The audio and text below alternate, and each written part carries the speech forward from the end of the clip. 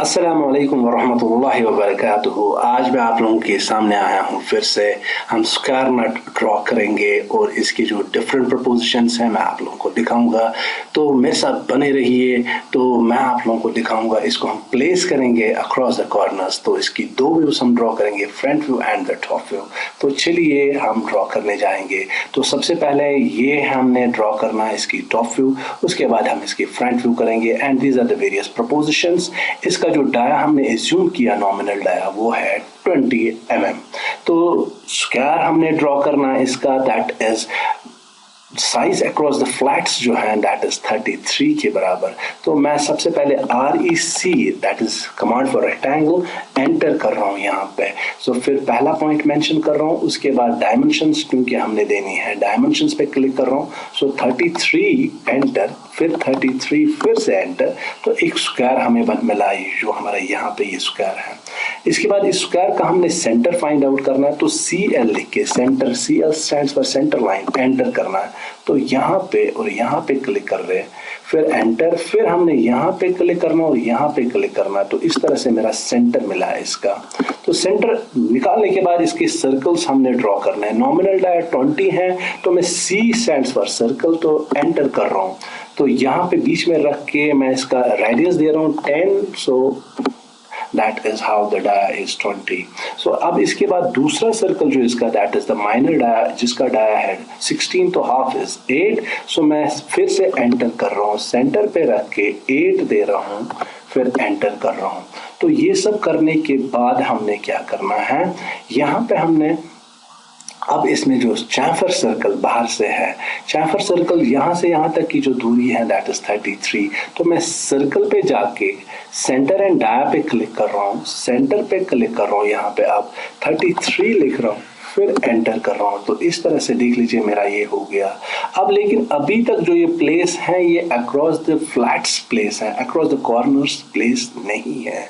तो मैं क्या करना, बाहर जाके क्लिक करना, हाईलाइट करना, अब रोटेट, मॉडिफाइड कमांड पे रोटेट पे जाना है, फिर सेंटर पे क्लिक करना, फिर इस वाले कॉर्नर पे क्लिक करना। तो ये रोटेट हो जाएगा आपको अक्रॉस द कॉर्नर्स।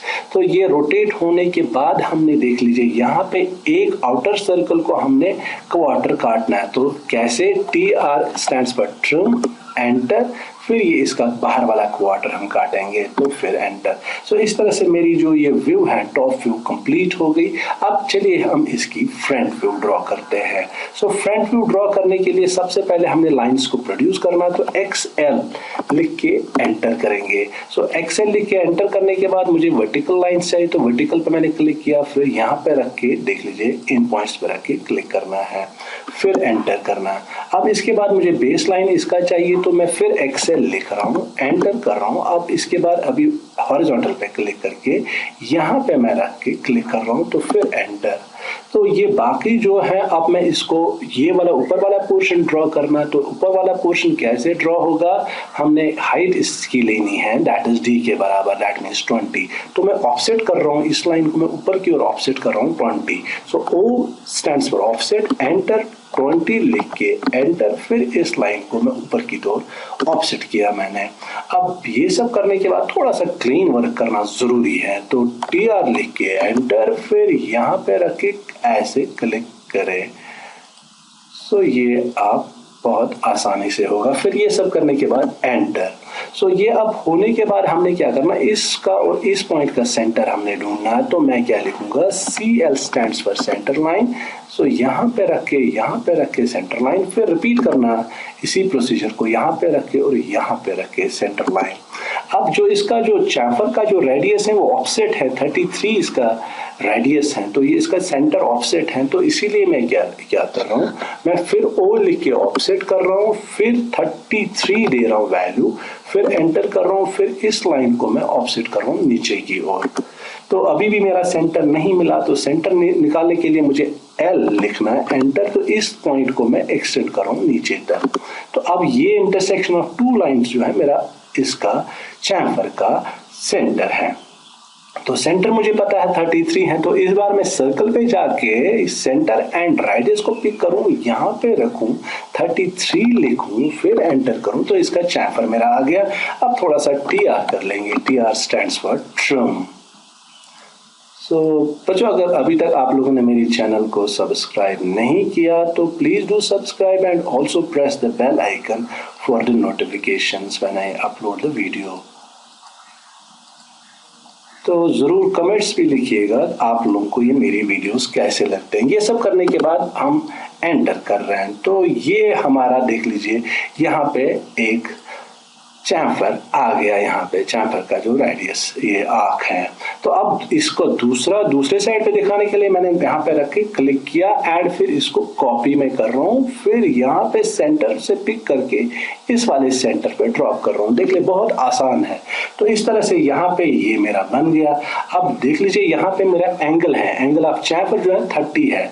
तो उसके लिए मुझे क्या करना है, यहाँ पे देख लीजिए restrict cursor to apply specified angles. तो यहाँ पे मैंने क्लिक किया, यहाँ पे 30 पे क्लिक करना है। तो इससे क्या होगा, मेरा पोलर ट्रैकर ऑन होगा। तो फिर मैं L लिख के एंटर कर रहा हूँ। यहाँ इस पॉइंट पे रख के देख लीजिए, ये आपका पोलर ट्रैकर ऑन है 30 पे। यहाँ पे मैंने क्लिक किया, फिर ये मेरा एंगल भी आ गया। अब ये सब आने के बाद देख लीजिए, अब यहाँ पे एक चीज रह जाती है, that is these dotted lines. जब मैं यहाँ से फ्रंट व्यू में देखूं तो मुझे ये डॉटेड लाइंस दिखेगी। तो ये लाने के लिए मुझे क्या करना है, मैं प्रॉपर्टीज में जा रहा हूँ। प्रॉपर्टीज में यहाँ पे कंटिन्यूअस पे मैंने क्लिक करना है। ये मैंने ऑलरेडी लोड की हुई है। अगर आपको लोड नहीं है तो आपने, ये मैंने लास्ट वीडियो में भी दिखाया, आपने यहाँ पे अदर्स पे क्लिक करना, लोड पे क्लिक करना। तो ये सारी देख लीजिए कितनी सारी लाइंस हैं। तो मैं ये इस पे क्लिक करूँ, ये मेरी ऑलरेडी लोडेड है। ये मुझे कह रहा है कि ऑलरेडी लोडेड, तो मैं कैंसिल कर रहा हूँ इसको। मैंने आप लोगों को प्रोसीजर बताया कैसे करना है। तो अब मैं यहाँ पे यही एक लाइन को लाता हूँ। तो मैंने ये डॉटेड लाइन यहाँ पे लाई है। इसके बाद मुझे क्या करना, L stands for line enter करके इस पॉइंट पे रख के इसको ऊपर की ओर लेना है और क्लिक करना है। सो अब इसी प्रोसेस को फिर से रिपीट करेंगे, ऊपर की ओर लेके। तो जब भी हम ये करें तो हम ऑर्थो को ऑन करके रखें। सो L स्टैंड्स फॉर लाइन, तो इन पॉइंट्स को मैं ऊपर की ओर ले रहा हूं। तो ये सब करने के बाद हमने सिर्फ अब इसमें जो ट्रिम वर्क है और हमारा जो डायमेंशंस है वो देना बाकी रह गया। तो मैं TR करके ट्रिम कर रहा हूं इन लाइंस को।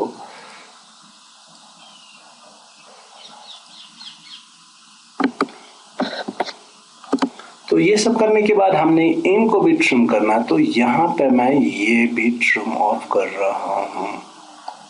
सो ये सारा हमारा क्लीन अप वर्क हो गया। अब रहा बाकी हमारा डायमेंशंस। तो चलिए हम इस पे डायमेंशंस देते हैं। अब डायमेंशंस के लिए हमने क्या करना है, हमने यहाँ पे डायमेंशंस पे देख लीजिए, डायमेंशंस पे मैं यहाँ पे एनोटेशन में गया, वहाँ पे लीनियर डायमेंशंस को मैंने पिक किया। लीनियर डायमेंशंस पहले ये दिखाएगी अक्रॉस द कॉर्नर्स। तो ये अक्रॉस द कॉर्नर्स की डायमेंशंस थी।